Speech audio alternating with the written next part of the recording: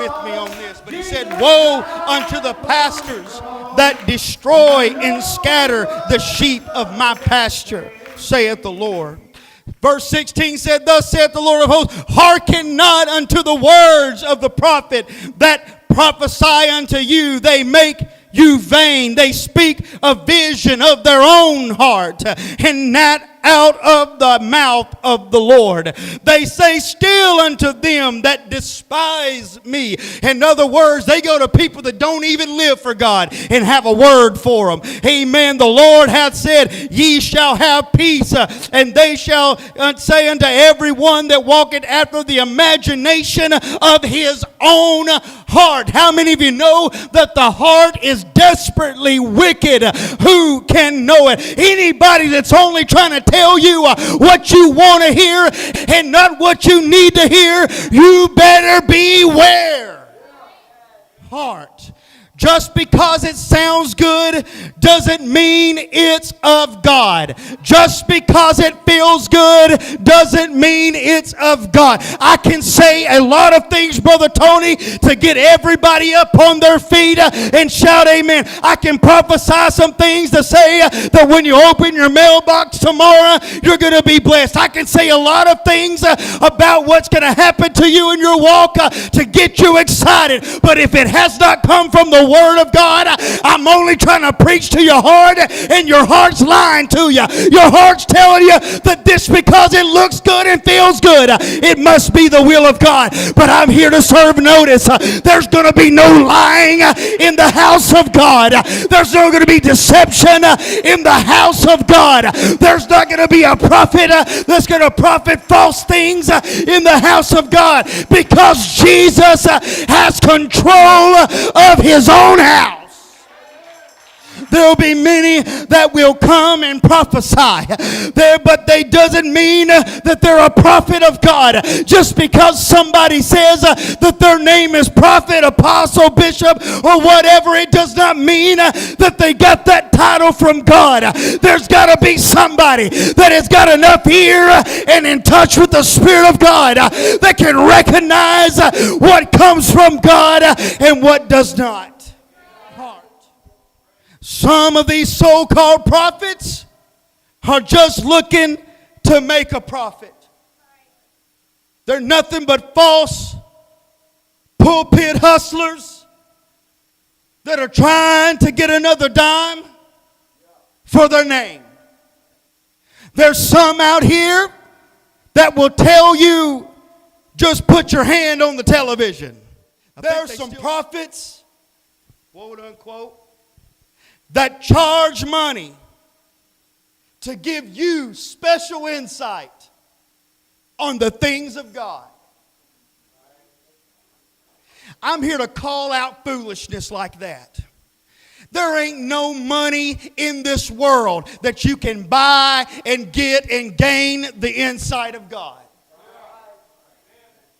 Proverbs 10:2 says, treasures of wickedness profit nothing, but righteousness delivereth from death.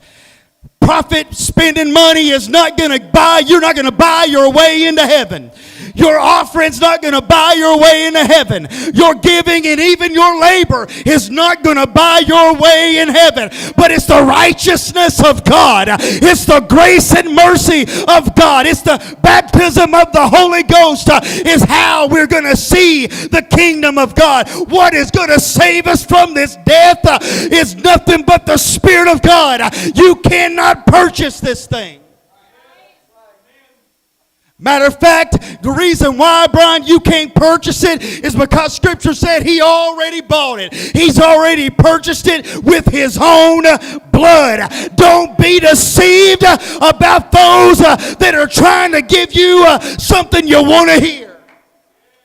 Paul told the church in Corinth, even as I please all men in all things, not seeking mine own profit, but the profit of many, that they may be saved.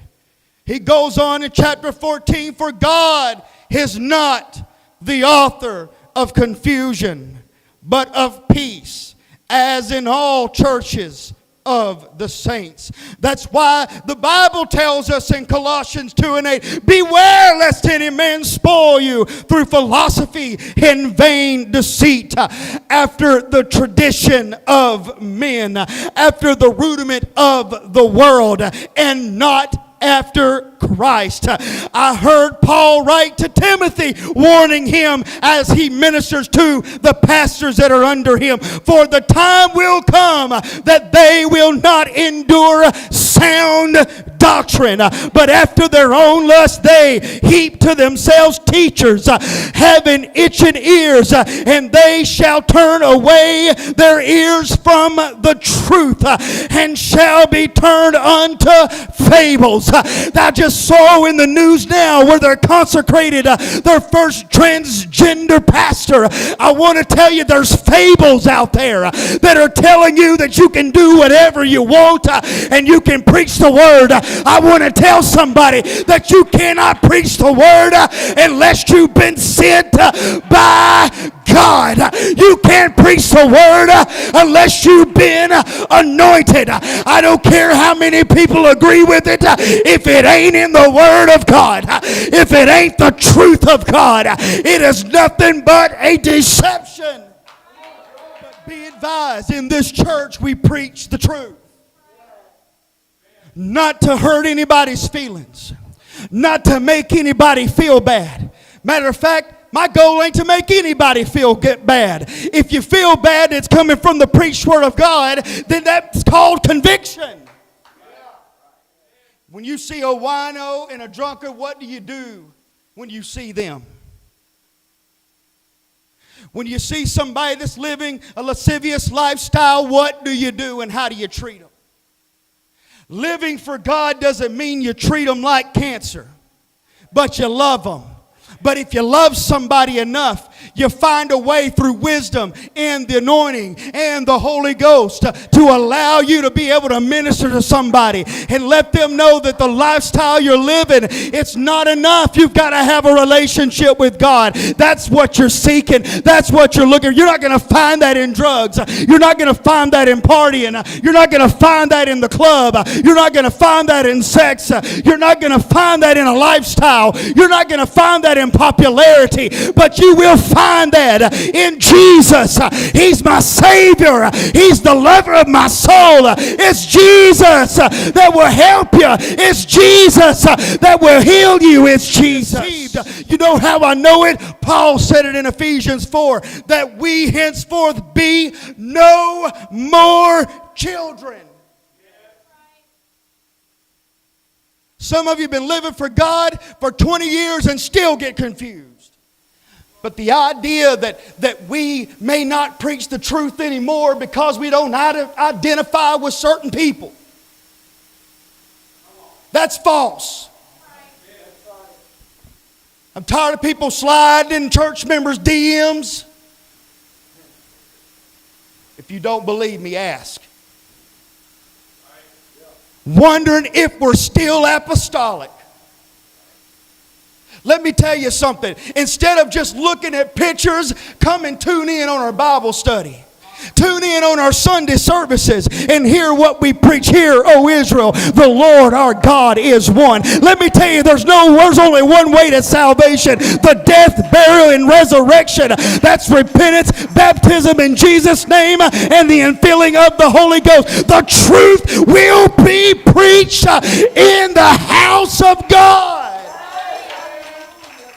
Don't be deceived by men that are around you that tell you that you have to do things a certain way or you're not true enough. I seen a preacher the other day that said if anybody's got a beard, I'm backsliding, y'all, I'm sorry. Anybody's got a beard, that's not apostolic. Who gave you the authority to define that?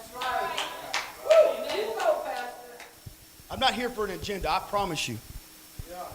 But I just want to encourage the people of God that don't you be deceived by anybody. Don't you be confused by anybody. Don't you let what people have to say to you to define whether you live for God or not. If you got the word of God in your heart, you might not sin against him, was what the scripture said. If you trust the word of God, you know what the truth is. And it causes you to live right. It causes you to act right. It causes you to do the things right. It causes you to walk after the Spirit and not after the flesh. Is there anybody that's glad you know who runs this house? It's Jesus.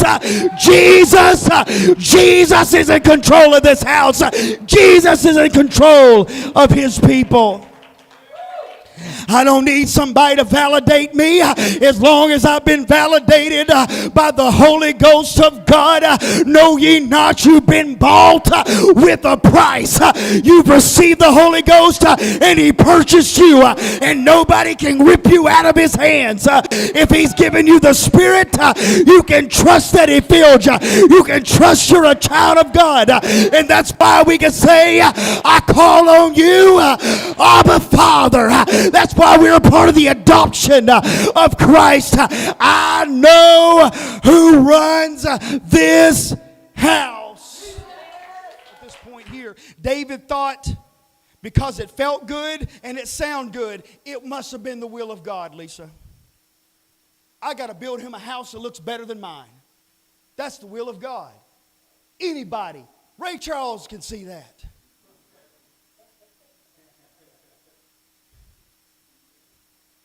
You might be thinking, why not? Things are great at the moment. Why wait for the next generation? But Jesus is saying, I am in control of my house. The house that you're looking at, David, yeah, it doesn't look pretty.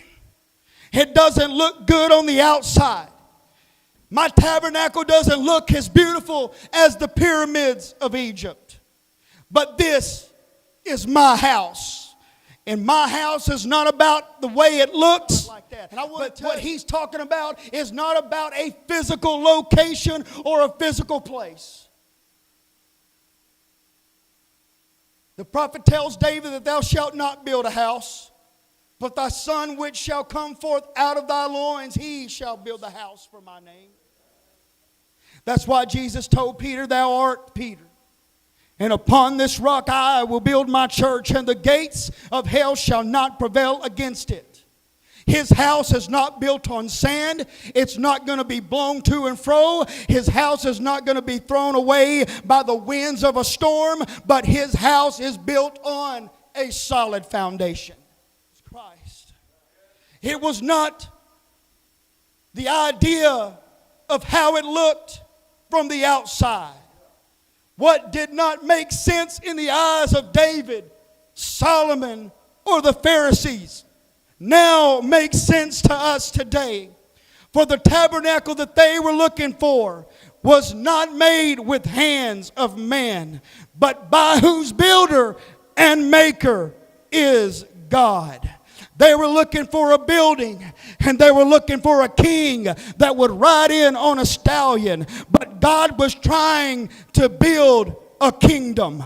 He said, I'll tear this temple down and 3 days raise it back up. But they were too carnal to see that what they were looking at was the tabernacle of God. What we find here is the tabernacle was not beautiful in the sight of men in the wilderness. And the tabernacle that was in the wilderness for 40 days and 40 nights fasting did not seem to be beautiful either. I remember reading in the scripture where he said that he had no comeliness and had no beauty. But it wasn't what we could see with the carnal eyes. For if they only realized that what was with them was none other than Emmanuel, God with us. That the presence of God, just like it was in the wilderness, was walking in their midst. The Bible says that he came to his own, and his own received him not. But know ye not that you are the temple of the Holy Ghost, and Jesus is over his house. He's the chief cornerstone. He is the head that leads us. And since he is our forerunner, we must recognize what we have in us. They didn't recognize that the presence of God was in front of them. But we have something so much better, Brother Michael. We don't have the presence of God around us. We don't have presence of God dwelling in a tabernacle in the field. But no, we now have the presence of God that's within us.